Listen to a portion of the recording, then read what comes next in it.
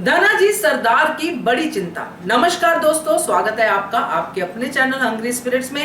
Hungry spirits देख रहे सारे दर्शकों का मैं अंजू शर्मा दिल से स्वागत करती हूँ। तो धनाजी सरदार की चिंता जो है अब बढ़ गई है और ज्यादा, क्योंकि जैसे जैसे दिन बीत रहे हैं चिंता बढ़ती जा रही है और इसके आगे उनको कोई और चिंता या किसी और का जो दर्द है वो नहीं दिख रहा है। चाहे उनकी सुनवाई सीता का दर्द हो, चाहे द्वारिका का हो, चाहे गुन्नू जी का हो। तो ये क्या है मामला, चलिए बात करते हैं। मगर पहले वही गुजारिश, जिन्होंने अभी तक चैनल को सब्सक्राइब नहीं किया है कृपया कर लीजिए। साथ में दोस्तों बेल आइकॉन दबाइएगा ताकि आपको हमारे वीडियोस के नोटिफिकेशन मिलते रहें। धन्यवाद। तो दोस्तों सीन था कि जिसमें बात हो रही है हार को लेके और द्वारिका बात कर रही है और सही बात कही द्वारिका ने कि गुन्नू जी आपकी ज्यादा गलती है। आपको तो नियमों का पता होना चाहिए। आप सेनापति हैं, आप दरबार में बैठते हो और आपने सीताबाई को अलाउ कर दिया, उनको हार लेने दिया, इसलिए तो सीताबाई की बेइज्जती हुई है।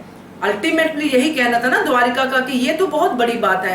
मगर यहाँ पे धनाजी सरदार जो बैठे हैं वो कुछ सोच रहे हैं और जब ये बात बहुत ज्यादा बढ़ जाती है, सीताबाई भी बोलती है कि मैं ऐसा करूंगी वैसा करूंगी, गुन्नू जी भी बोलते हैं, द्वारिका भी बात कर रही है, तो वो सब कुछ चुप करवा देते हैं और उनको ये कहने का मौका मिलता है कि उनकी बड़ी चिंता कौन सी है।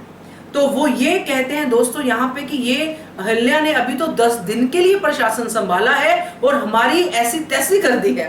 कहने का मतलब यही था कि जैसे एक के बाद दूसरा, दूसरे के बाद तीसरा, ऐसी ऐसी बातें सामने आ रही हैं, बाहर से भी उनको सुनने को मिल रही हैं और जो अहिल्या कह रही है दरबार में उसके साथ उनको भी सहमत होना पड़ता है क्योंकि वो गलत नहीं कह रही।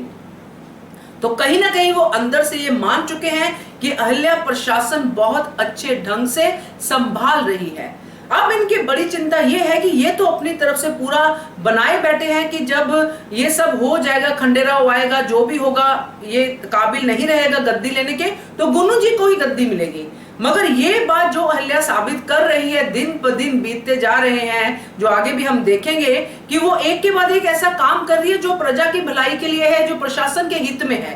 तो वो सारे काम जो है धनाजी सरकार की चिंता को बढ़ा रहे हैं।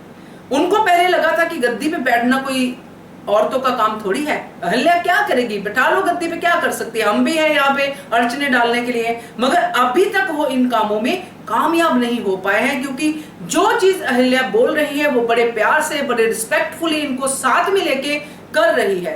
तो इसके लिए ये इनकी चिंता बढ़ रही है दोस्तों कि कहीं अगर खंडेराव को हम कामयाब हो गए, जैसे होने की उनकी अपनी जो उनकी प्लानिंग चल रही है, अगर वो वैसा हो जाते हैं तो दूसरी दावेदार जो है अहिल्या है, वो बनेगी रानी। जो 10 दिन संभाल सकती है वो तो आगे भी संभाल लेगी ये प्रशासन। और मल्हार राव होलकर को बिल्कुल गुरेज नहीं होगा क्योंकि उनका एक ही मानना है कि इस गद्दी पे जो भी बैठे वो काबिल होना चाहिए इस गद्दी के।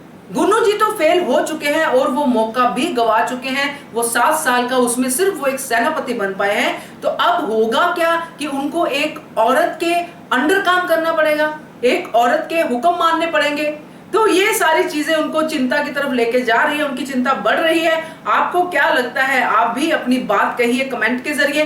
देखते रहिए channel hungry spirits. Thank you so much. Subscribe to our channel by clicking the subscribe button. Click the bell button and enjoy the latest uploads from our channel.